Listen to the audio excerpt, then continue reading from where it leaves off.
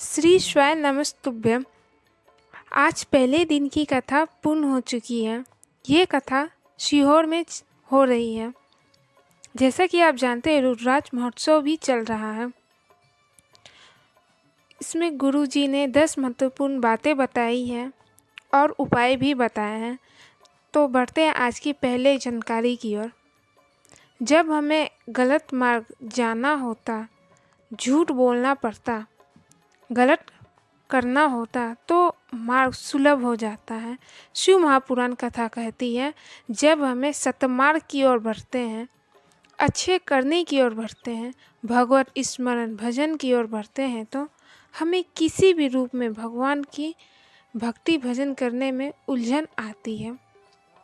दूसरा, शिवालय जाने से पहले अपने मन को शिवालय बनाना पड़ेगा, तब जाकर हम शिवालय पहुंच पाते हैं। यदि मन ही मंदिर नहीं बन पाया तो ये निश्चित है हम शिव जी के चौखट पर नहीं पहुंच सकते। तीसरा, कई लोग कह देते हैं शिवलिंग को घर में नहीं रखना।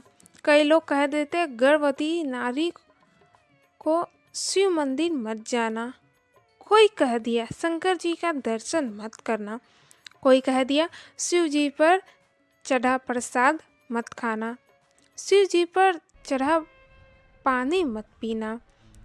शिव महापुराण की कथा कहती है, दुनिया के किसी तीर्थ में नहीं जा सकते, कोई पवित्र नदियों में स्नान नहीं कर सकते, हमने जीवन में कोई पुण्य किया ना हो, कोई सत्कर्म किया ना हो, कोई शास्त्र पढ़ा सुना या ना हो, उसके बाद भी शिव महापुराण की कथा कहती है, एक दिन में मात्र एक बार भी शिवालय में प्रवेश कर गए, सारी तीर्थ, सारी नदियाँ, सारी सरोवर, स्नान का पुण्य, दान का पुण्य प्राप्त हो जाता है।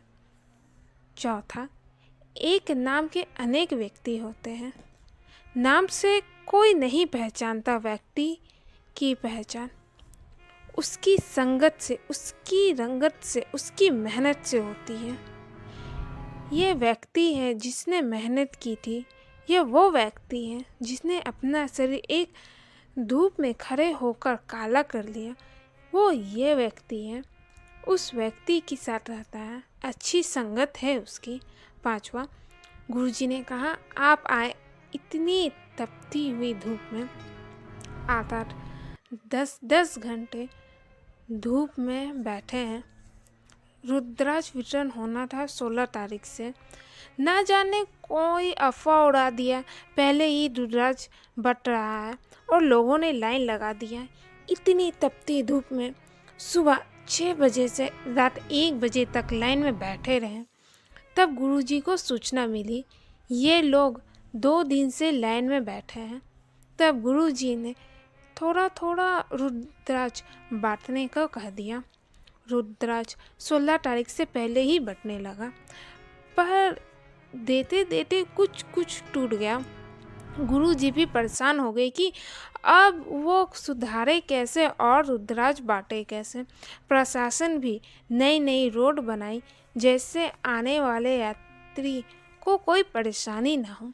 गुरुजी ने कहा बारात में 50 आदमियों को बुलाया था, व्यवस्था बाराती की बढ़ा दी थी कि 150 आएगा, पर इतनी उम्मीद नहीं थी 500 आएगा। गुरुजी ने कहा हमने भी विचार किया,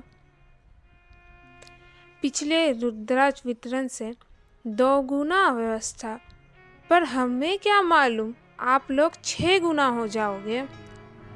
छठा, घर में अगर माता पिता, कोई बुजुर्ग जो बोलने वाला हो व्यक्ति एक बार चुप हो जाए तो समझना बात छोटी नहीं है। कारण क्या है उसे समझने जानने का प्रयास करें। 7वां, कई बार बहू अच्छी बात कहती है, सास का फर्ज है बहू की पीठ थपथपाना, ये कहना चाहिए आज तुमने मुझे ज्ञान दिया है।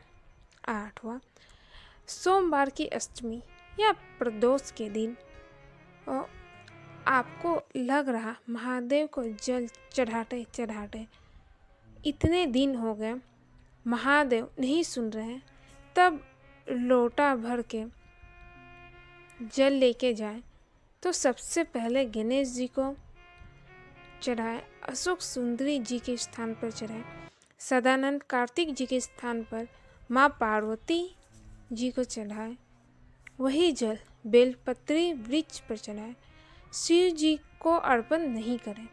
शिव जी ने कहा है, अगर कोई मुझ पर जल चढ़ाना भूल जाए और पार्वती जी के स्थान पर जल चढ़ाए तो जितना फल मैं दूंगा उसका 2 गुना फल तुझे प्रदान करना है।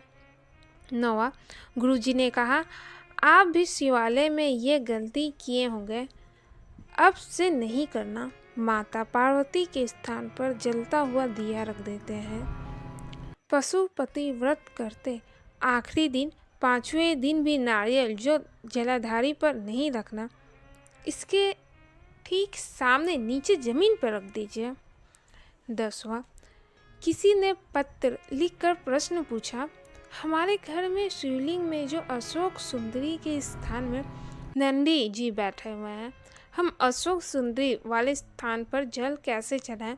इस पर गुरुजी ने कहा, अशोक सुंदरी वाले स्थान पर बैठे नंदी वो हमेशा सेवा के लिए तैयार रहता है। अंतर है दोनों में। आप कोई भी शिवलिंग की पूजा कर सकते हैं। हर हर महादेव।